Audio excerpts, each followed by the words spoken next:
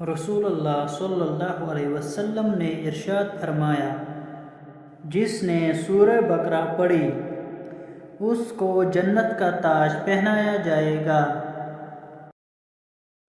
نبی کریم صلی اللہ علیہ وسلم نے ام سلمہ رضی اللہ عنہا کے گھر میں ایک لڑکی دیکھی جس کے چہرے پر نظر بد لگنے کی وجہ سے کالے دھبے پڑ گئے تھے۔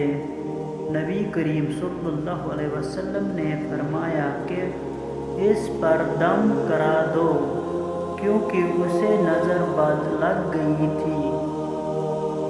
رسول اللہ صلی اللہ علیہ وسلم نے فرمایا، جب تم میں سے کوئی شخص مر جاتا ہے تو اس کا ٹھکانہ اسے صبح و شام دکھایا جاتا ہے۔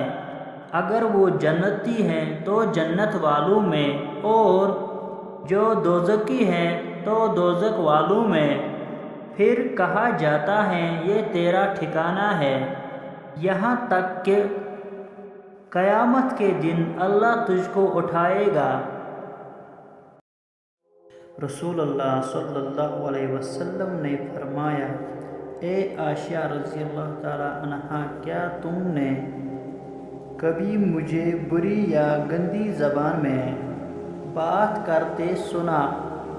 یاد رکھو قیامت کے دن وہ لوگ اللہ کی نظر میں سب سے برے ہوں گے جنہوں نے لوگ علیحدہ کر دیے، ان سے کنارہ کر لیا تاکہ ان کی فحش زبان یا گناہ سے اپنے آپ کو محفوظ رکھے۔